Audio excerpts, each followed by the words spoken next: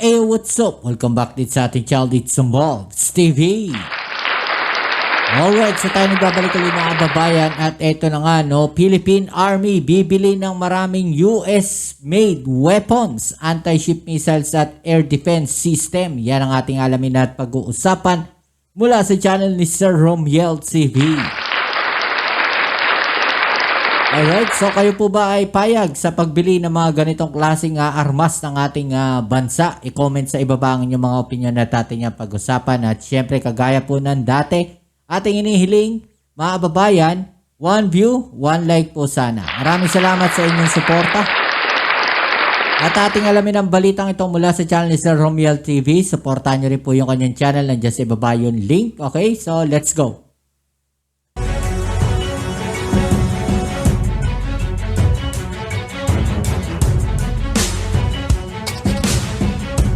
Grabe, no, kung bibili tayo ng mga ganitong klaseng missile system, mga kababayan, siguradong iiyak na naman itong China, no?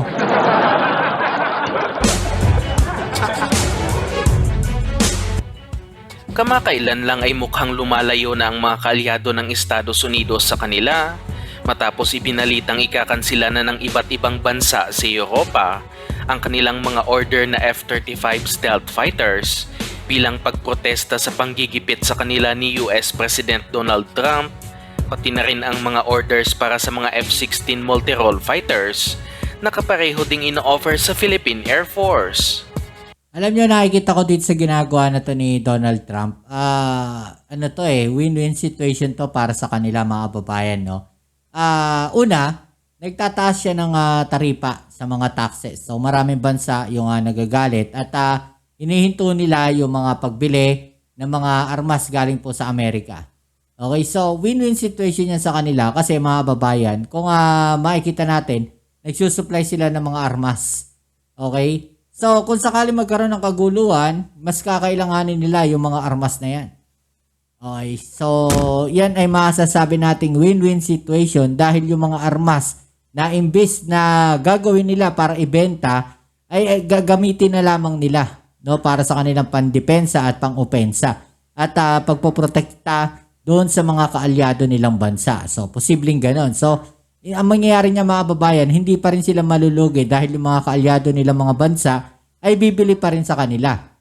Lalo't lalo na kailangan nila ng mga ganitong klaseng mga armas. 'Di ba? So, win-win situation pa rin yan para sa Amerika.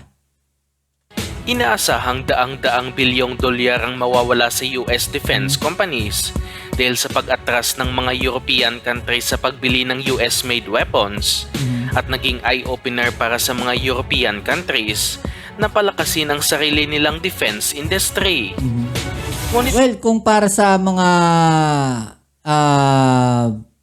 private na gumagawa ng mga armas na ganito, mga kababayan, may option pa rin naman, no, yung mga ibang bansa na pwede talaga silang bumili ng mga armas galing sa ibang bansa. Nandyan din naman ang South Korea. 'Di ba? So, itong mga private companies na to, mga kababayan, no, bibilhan pa rin yan ng Amerika. Okay? So, hindi pa rin ganun kalaki yung magiging loss nila. Pero, maganda pa rin, no, na marami silang benta pagka open pa rin siya. Okay? So, yun ang nakikita nating downside dito sa ginagawa ni Donald Trump. Nilang defense industry. Ngunit kabaliktaran naman ang nangyayari ngayon sa Pilipinas na kung saan sinasabing mas nagiging maganda pa sa ngayon ang pagsasamahan ng dalawang bansa at nitong mga nakaraang araw lamang ay inanunsyong magpapadala ng karagdagang mga Typhoon missile system ng Amerika sa Pilipinas bilang dagdag proteksyon para sa ating bansa. Maganda yan. At kung maalala natin, itong mga Typhoon missile system na to ay inaalmahan ng China. Okay, dahil natatakot sila, dahil nga itong Typhoon missile system na to, mga kababayan, no, pag yung range niyan ay aabot po hanggang sa mainland China kung yan ay nakaposisyon o nakapwesto dito sa ating bansa. What more? No, kung yan ay ilalagay po nila diyan po sa Taiwan, mga kababayan, mas malayo, no, ang kayang abutin yan. So, mas malaking pinsala ang mai-inflict niyan dito po sa China. Paniguradong magagalit na naman lalo ang Chinese government dito dahil naging matindi ang kanilang pagprotesta sa naunang Typhoon missile system Dahil na rin sa kayang abutin ng missile na ito ang kanilang kalupaan na malaking banta sa seguridad ng China. At yan nga yung sinisisi nila mga kababayan at sinasabi nila na yung pagbili natin ng ganyang klaseng missile system mga kababayan at kung yan ay nandirito sa Pilipinas, yan daw ay nakakasira no sa kapayapaan at tawag natin dito yung katatagan no ng rehiyon. Diba? Yan yung iniiyak ng China, mga kababayan. At sa inilabas na plano ng Philippine Army, mukhang totoo nga na mas napapalapit ngayon ang Pilipinas sa Amerika dahil base sa plano ng Army, marami silang tinatarget bilhin na US-made weapons para sa Horizon 3 ng AFP Modernization Program. Kabilang na nga sa pangunahing target ng Philippine Army ay ang palagi nating tinatapik na mga M142 HIMARS na isang klase ng rocket artillery system na tinatarget gamitin ng bansa bilang coastal defense weapon dahil may range ang mga ito na aabot sa 300 kilometers na kayang tamaan ng papalapit na kalaban sa ating territorial waters. Maganda yan. Maganda yan. Napatunayan na rin sa iba't ibang giyera ang kapabilidad ng HIMARS at sinasabing nasa $20 million ang bawat launcher nito o nasa 1.1 billion pesos na kayang-kaya bilhin ng ating bansa kung gugustuhin ng Philippine government na mabigyan ng pondo.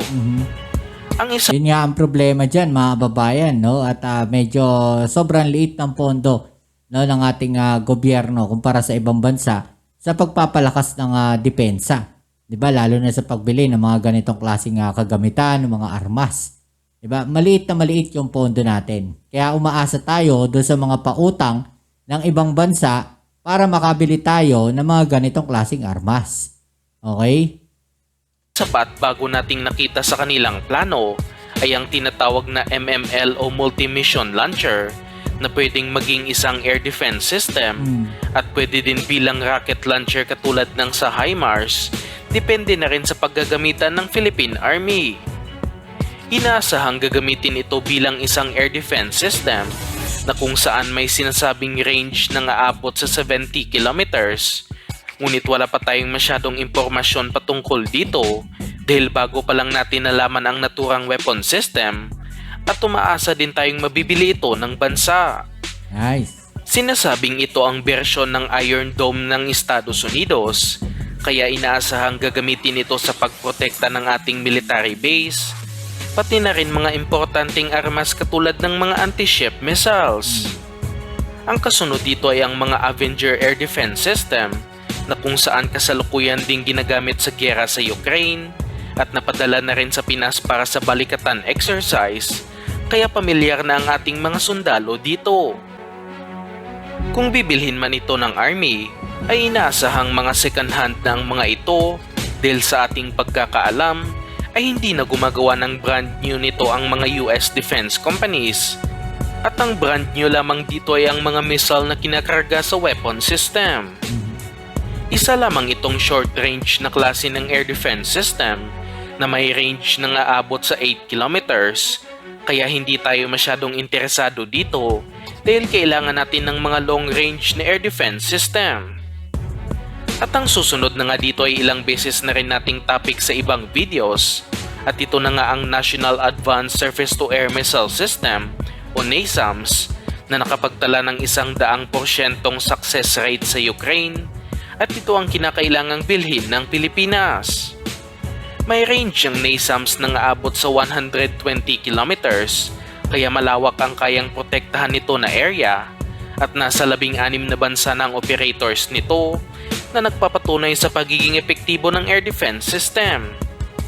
Bawat isang launcher nito ay sinasabing nasa $25 million o nasa 1.4 billion pesos bawat isa, at kahit din bilhin ito ng Philippine Army, basta't suportado lang ng Philippine government ang budget para dito. Yon ang kailangan. Maliban budget. sa mga US-made weapons, kasama din sa planong bilhin ng Philippine Army ay ang mga Bayraktar Akinci unmanned aerial vehicles na gawa ng isang Turkish defense company at kasalukuyang nasa serbisyo ng Turkish Armed Forces. Maraming bansa na rin ang gumagamit nito na nasa 13 na sa ngayon, At marami pang ibang bansa ang interesado katulad na lang ng Pilipinas na nagpapatunay sa pagiging magandang produkto nito. Ang kinagandahan pa dito ay kayang magdala ng Akinci drone ng iba't ibang missiles at bomba na magiging gamit na gamit sa mga operasyon laban sa lokal na rebelde, hindi katulad sa mga drones na nabili mula sa bansang Israel na tanging pang surveillance missions lamang. Bawat isa nito ay nasa $2 million lamang o nasa 115 million pesos na napakamurang halaga kumpara sa tig $6 million o nasa 345 million pesos na mga Hermes 900 drones mula sa bansang Israel, kaya napakagandang opsyon nito para sa Philippine Army. And the best on mga babayan, may mga missiles na siya na pwede niyang bitbitin, di ba? Hindi kagaya ng mga Hermes na yon. More on surveillance lang sila. Marami pang ibang nasa lista ng hindi ko pa nasasabi, ngunit ang importante sa ngayon ay mabigyan ito ng pondo ng administrasyon ni Pangulong Marcos upang hindi lang hanggang plano ang ating hukbong sindatahan. Tama yun.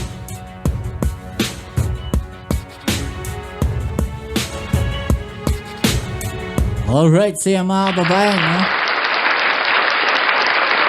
So ano masasabi ninyo sa mga gagawing upgrades ng ating AFP? I-comment sa ibaba ang inyong mga opinion at atin yung pag-usapan. Alright?